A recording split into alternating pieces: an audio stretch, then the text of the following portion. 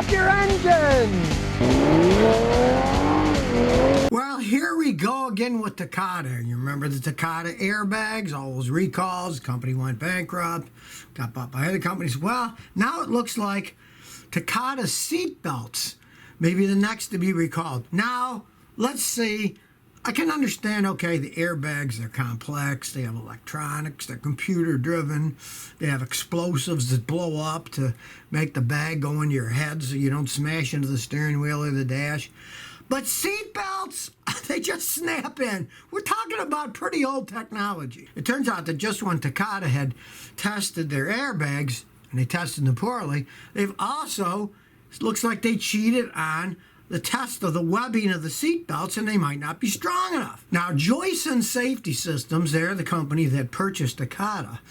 They are looking at the data now that they were given by Takata about not just the airbags, but about seat belts and how they didn't test them correctly, or they fiddled with the data. Now, this covers 20 years of seatbelt manufacturing and sales. JSS was responsible for 40% of the seatbelts in Japan and 30% of the seatbelts worldwide. It looks like there's going to be a seatbelt recall now.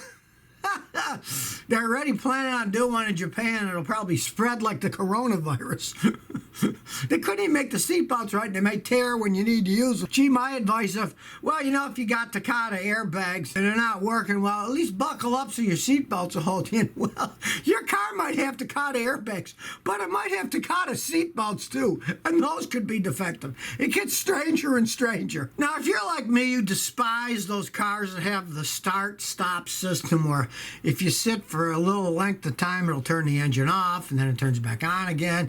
And if you're in Houston here and you live out in suburbs and you work downtown, you get in these giant traffic jams on the highway, the car will be going on, off, on, off, on, off. I don't own any cars that new myself, but of course I road test them all the time and I fix customers' cars. And I find it totally annoying because it's really kind of a stopgap thing. The Subaru customers seem to be complaining the most because Subaru is using it a lot.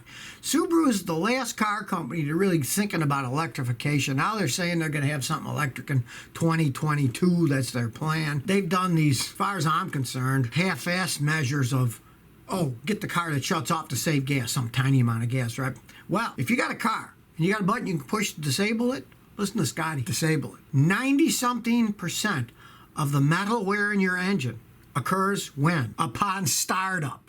So if you keep turning the engine off and turning it on, it's not just the battery you're wearing out, the starter, the engine bearings, the cam bearings, the piston rings. The biggest wear is when an engine's sitting there and it's got to be started up, and then the oil has to be pumped through. Once your car's started, the oil's pumped, it's doing its lubrication job fantastic, till you shut it off again and then restart it. They claim when they build these stop-start cars that, oh, they put heavier bearings and blah, blah, blah, blah, blah, blah, blah. Yeah, see what happens when you try to make a claim if the bearings go out or the timing chain wears out, or you got a problem with your cam. They're just going to say, oh, well, it's out of warranty now, so you're going to have to pay for it yourself. This wear is insidious. It takes tens of thousands of miles to occur. So, generally, any wear that occurs from start and stop will really affect your engine long after the warranty is up. Start, stop, bleh, stupid idea. Some idiot, oh, we'll save money on gasoline. Yeah, didn't even think of the ramifications of, gee, if we do this, the engine's going to wear out faster. But then again, maybe they want them to wear out faster because they want to sell you another car. My advice, if you got a car with it, turn the stupid thing off. Disable it so it just runs normal. Your car will last longer. Now realize that Volkswagen's going to be making their ID.3 electric car, and then they're going to make the ID.4. The .3 is a smaller car. They're going to start making them in 2024 in the Chattanooga choo-choo town, the train town, right? Well, think about it. Trains are electric. They're diesel electric. The diesel motor just runs a giant generator. The train actually runs on an electric motor. Everyone's saying, Volkswagen came to the table too late. Probably not. Because they plan selling 1 million of those things when they start right up. And then they want to plan on selling 2 million of them a year. And mass volume is what wins the war. Look at World War II. Americans made all these Sherman tanks, right? Built like a Sherman tank. They weren't the greatest tank. They had an airplane engine in the back. When the Germans hit them with their 88 millimeters, they'd blow up because they were gasoline, very flammable. But there were a whole bunch of them out there.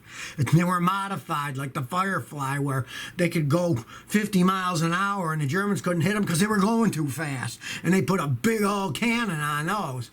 They could go right through the Panzers. So there's a big thing to volume. They really start making those things in 2022 in Tennessee, and they sell 1 million of them the first year.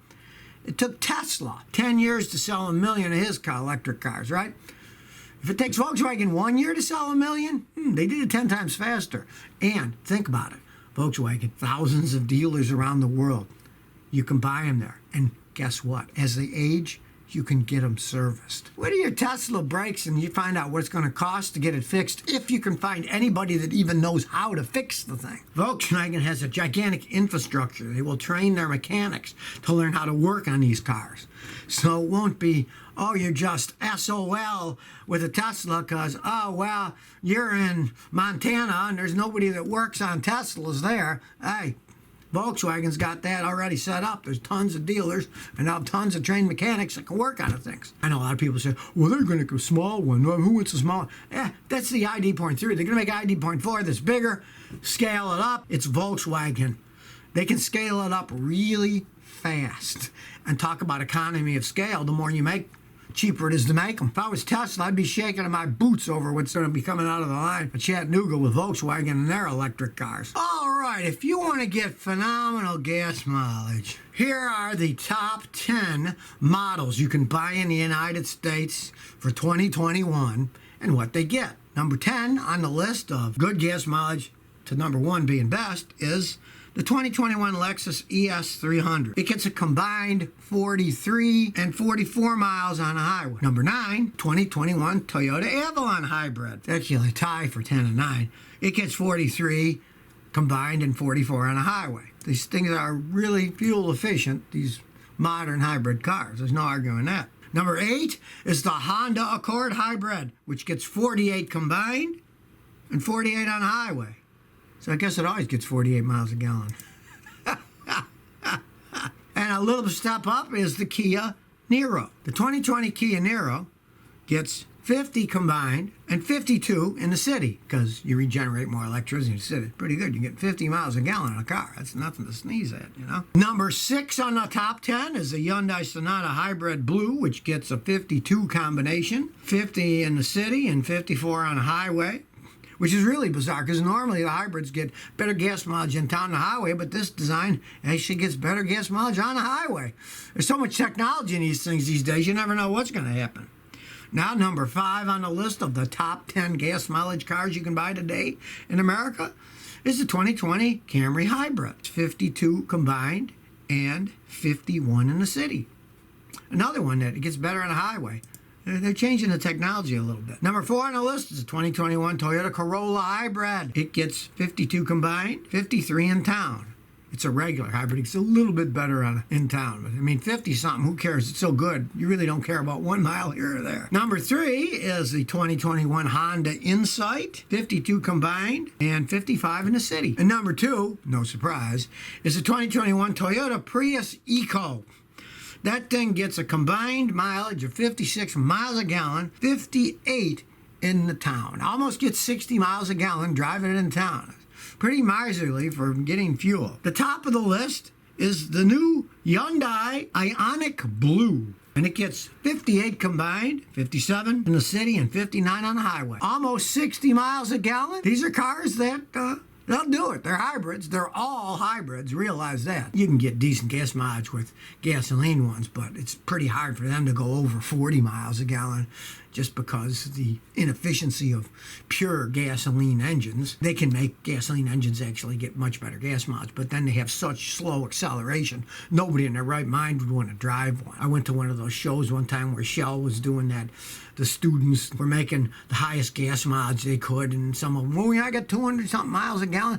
Yeah, they're in these little things that one person can fit in, and they were only going 25 miles an hour. Regular driving, you got to have enough power to keep up. So these hybrids do have a lot of power. So you get good gas mileage and a lot of power.